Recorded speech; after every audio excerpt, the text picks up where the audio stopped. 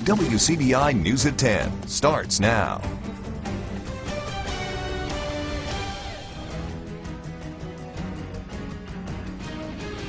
A death investigation is underway in Columbus tonight. Thank you for joining us. I'm Cash Matlock. And I'm Jory Talley. Police Chief Fred Shelton says a body was found at Luxapalala Creek near the Waterworks Road Bridge.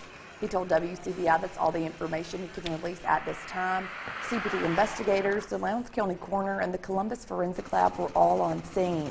The cause of death has not been released at this time, but we will bring you more information as more details are released. A Yalobusha teen is still missing tonight. 17-year-old Dylan Digger went missing yesterday afternoon. The Sheriff's Department says he walked away from his home on County Road 121 in the Mount Liberty community. Digger has Asperger's and has gone missing a couple of other times. The Sheriff's Department has been looking for Digger since last night, and the search continues today. If you see Digger, call the Yalobusha County Sheriff's Department at 662-473-2722 or 911. In national news, President Trump's former attorney and fixer Michael Cohen is scheduled to start his prison sentence tomorrow. CNN takes a look at what life might be like on the inside for him. The time has come for Michael Cohen to trade in his designer suits for prison garb. The former fixer to President Trump turned foe reports to the prison in Otisville, New York Monday, day one of his 3-year sentence for several white-collar crimes, including tax fraud and campaign finance violations. Forbes magazine rated the federal correctional facility one of America's 10 cushiest prisons in 2009. It houses 858 inmates, including doomed Fyre Festival promoter Billy McFarland and former Jersey Shore cast member Mike "The Situation" Sorrentino. Otisville is located 70 miles from New York City, tucked at the foot of the Catskill Mountains, and is made up of 2 campuses, a medium and a minimum security center. The Bureau of Prisons, which designates where inmates stay, won't comment on where Cohen will be housed until he checks in. But according to the BOP website, Cohen's day will likely begin at 6 a.m. with a wake-up call and lights on. Lights out at 11:30. His days will be made up of meals, work calls, unit sanitation, and leisure activity time, which, depending on the campus, could include basketball, bocce ball, or horseshoes. Perhaps a stark difference from the past year. Mr. Cohen. Where Cohen kept busy meeting with his lawyers, appearing in court, or testifying to Congress publicly. Today, I am here to tell the truth about Mr. Trump. And behind closed doors in his efforts to clear his name and distance himself from the president. Earlier this month, Cohen's attorneys tried to delay his report date after he discovered a hard drive and documents that he wanted to review. That effort obviously failed. His attorney says he has to report to Otisville by 2 p.m. tomorrow. It's now time to get a first look at our weather with meteorologist Jacob Dickey. Hey there, Jacob. Hey, Jory, nice and cool out there right now. Our temperature in Tupelo is down to 60. The dew point at 56, so we're heading for the 50s overnight tonight with a calm wind and those dew point values in the 50s. May see some patchy fog. The rain and storms are off to our west. They will stay there for the next couple of days. Some severe weather from Texas up to Kansas. That time of year for them. Locally here, though, tonight, patchy fog by morning, nice and cool, heading for the low to middle 50s out there. Looking ahead, we'll be watching for some strong storms to return to the forecast as well as flash flooding. I'll time all that out for you coming up in just a bit. Well, today is Cinco de Mayo, and it was a pretty one on top of that. But it's a day that celebrates the Mexican Army's victory over the French Empire in the Battle of Puebla in 1862. That's right, but for one local family, it's more than just a celebration. For the Rosales family, rather, Cinco de Mayo is a financial boost for their family business. Authentic Mexican food and a little bit of history. It's something the average customer at the Tampico Bay Mexican restaurant in Columbus can expect to receive with each visit. The Rosales family has been sharing their culture with the community ever since they opened their business 12 years ago.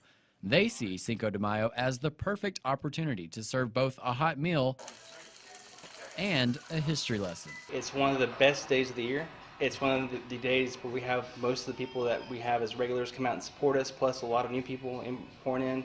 And it's a time for the local restaurants that are Hispanic, which none of them are really changed, for them to actually get good business. Restaurant owner Carlos Rosales says there are some people who don't know the full history behind the celebratory day. He says the day has gained popularity in America over the years as more alcohol companies capitalize on the holiday. Many people, they know some or they heard before in the history, But we always say and share the story, very proud to share. It's a special day for Mexico. It's a special day, like getting their independence from France. Employees say the day has proven to be very popular in the Columbus community, even when it falls on a typically slow business day. During the past years, we had tornado watches, and people have been coming for Cinco de Mayo. So I guess weather or days does not matter. We've been lucky enough to have the support from the community. One of the things they come for is the specials.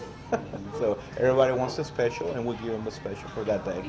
Manager Christopher Rosales says the holiday, as well as the restaurant itself, are more than just a monetary boost.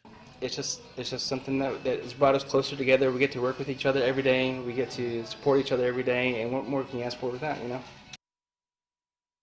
Well, Cinco de Mayo marks the celebration of one battle victory. Actual Mexican Independence Day is celebrated every year on September 16th. I did not know that. That is very interesting.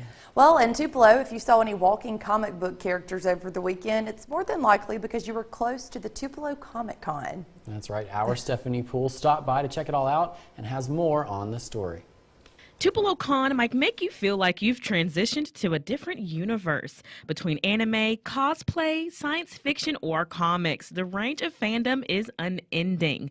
Event coordinator Jamie Nunley says having events like this shines a light on the community. For most people, Comic-Con is like home. They're really big fans of their different areas, and sometimes you may be at school or at work and not everybody really gets it. But when you come to Comic-Con, everybody is here because they are fans. They love their community, and so you really get to meet people, bond, make lifelong friends that you never would have met otherwise. Around 3,000 people were in attendance this year. Tupelo Con brought in guests such as Deep Roy from Star Wars, Sean Gunn from Guardians of the Galaxy, and Walter E. Jones from the original Power Rangers, just to name a few. These kind of conventions, there's nothing but love. There's everybody's happy. It's one of the happiest places in the world.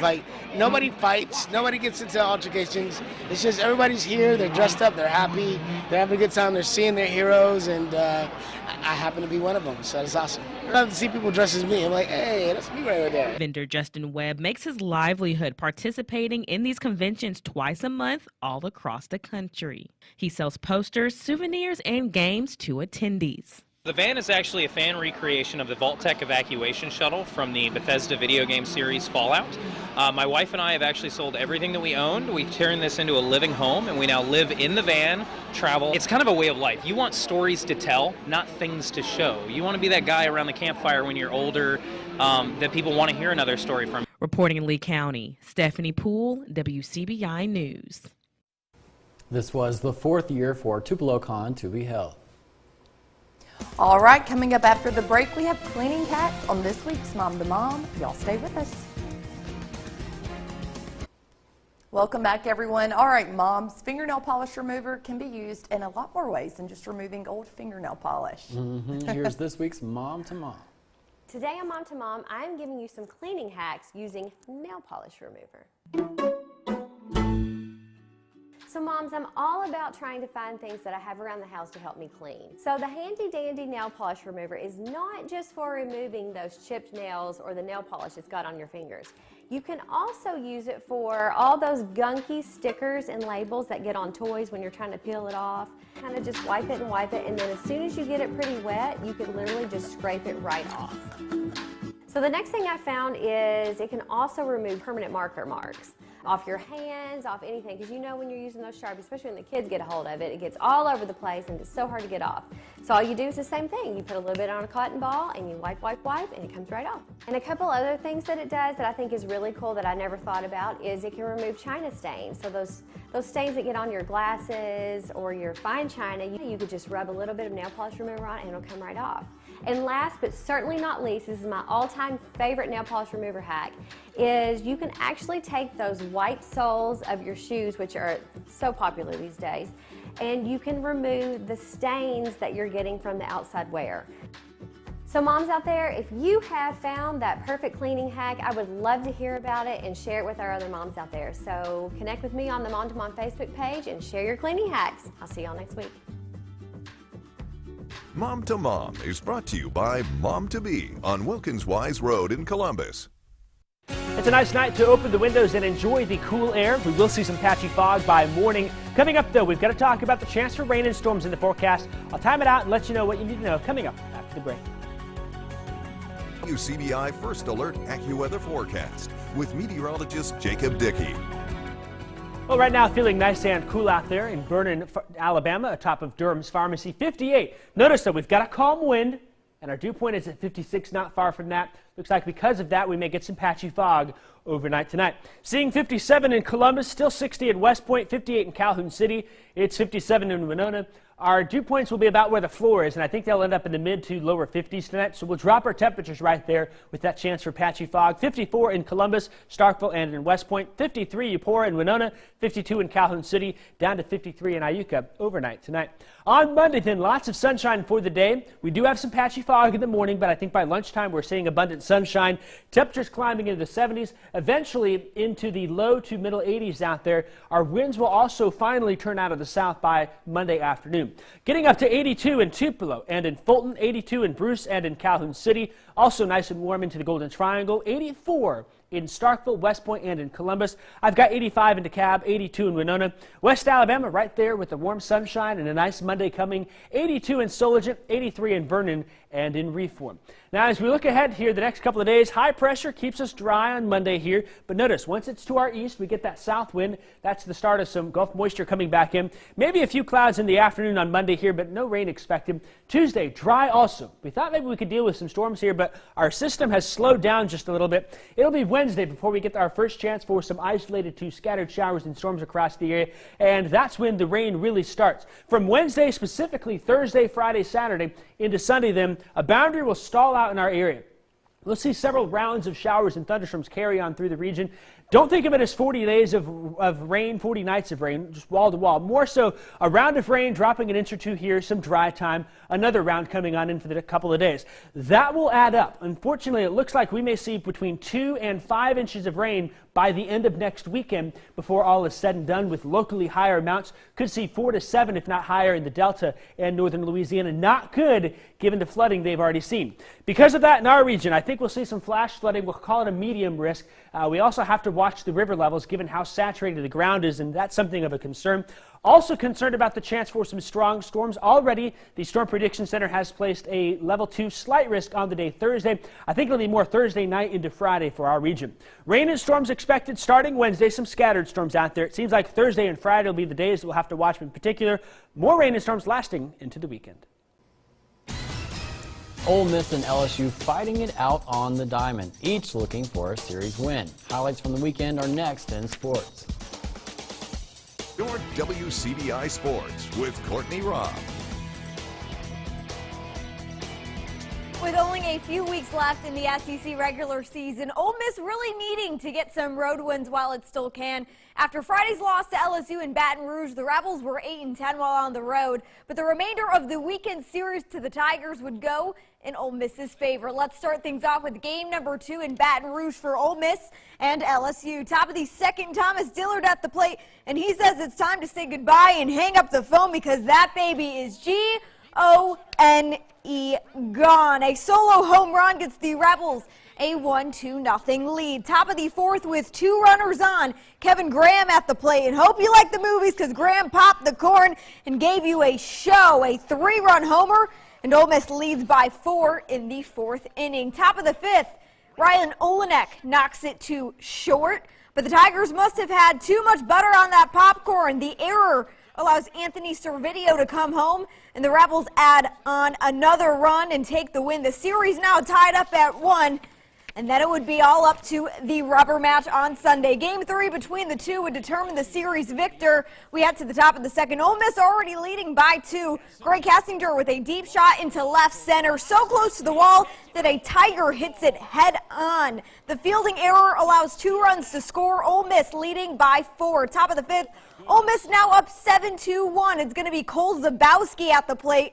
And with a hot start and a hotter bat, hits the hot potato. That's over the wall. A new resident of downtown Baton Rouge. That was also Zabowski's 10th homer of the year. We'd move on to a few batters later. We'll see Kevin Graham at the plate, also going to be known as the mayor of Home Run City this series. A 2-run homer in this game gives Ole Miss a now 9-run lead. LSU would go to score 6 runs in the bottom of the 9th to tie the game up at 15. And then we head into extras. 10th inning runner in scoring position, Josh Hall, the freshman, comes in clutch with a base hit to bring in 2 runs, and the Rebels now leading 17-15. Greg Hessinger would be back up to bat already with a pair of RBIs, so how about another run scores to give Ole Miss now a 3-run lead in the 10th inning of the game. And still with no outs on the board, Tyler Keenan with a grounder to second base. LSU turns the double play, but Servideo would be safe at home. And to close out the game, it's going to be Houston Roth on the mound for Ole Miss. Gets the swing and answers with a strikeout. 19-15 the final. 45 hits and 34 runs later, Ole Miss comes out with its first series victory in Baton Rouge since 1982. For context, I wasn't even alive when that happened. Up next is a series at home against in-state rival Mississippi State. Well, the other road Rebs in Georgia this weekend looking to resume action and get a pair of wins in a doubleheader today. More highlights are coming up after the break. Stay with us. The Road Rebels in a doubleheader at Georgia, resuming a postponed game this afternoon. UGA leading 3-1 at the top of the 6th. Kylan Becker shoots it right up the middle. It brings 2 runs into home, and the game is all tied up at 3 runs apiece. The very next batter, Abby Latham, she pops this one deep into center. Bulldogs try and make the dive, but can't finish the catch. Allows 2 more runs to come home, and the Rebels have the lead in game 2 once again. Georgia is able to tie it up at 5 in the 7th. A last chance effort to get the win. Sykes singles out to center. That brings in the winning run for the Bulldogs. Georgia comes back to win game 2, 6-5 over the Rebels. They take the series win, but that was only game 1 of the afternoon doubleheader. Game 2 of the day would unfortunately not result in favor of the Rebels. The Bulldogs would score 8 runs in the first 2 innings of the game. It would end up being run ruled and results in a shutout for the Rebels. 8-0 the final score. UGA gets the series sweep against Ole Miss, and Ole Miss finishing out SEC play with a 13-10 record. They get to the SEC tournament starting on Wednesday. The SEC tournament for softball, like I just mentioned, begins Wednesday. It's going to be in College Station, and here are the finalized standings for the SEC West. Alabama sitting on top. They also lead the SEC as a whole with a 18-6 conference record and a 50-6 overall record. They'll be a hard team to beat in the tournament. I believe they get a double bye in the SEC tournament as well. Ole Miss sits 3rd in the West and 5th overall in the SEC. After the loss at Georgia, the Rebels finished with a 13-10 SEC record, and Mississippi State sits 6th in the West and 12th overall in the SEC. MSU picked up 2 road wins at Florida this weekend, finishing 19-15 in conference play. Let's head over to Petco Park in San Diego, California, where a former Mississippi State Bulldog and Mississippi native not only prevented a series sweep, but saved the game with arguably one of the best plays in baseball, otherwise known as a walk-off grand slam. The bomb shot went for 429 feet. The Padres came back to beat the Dodgers 8-5, and the pinch hitter Renfroe, along with his team, improved to 19-16 on the season. The Padres will match up next at home against the New York Mets.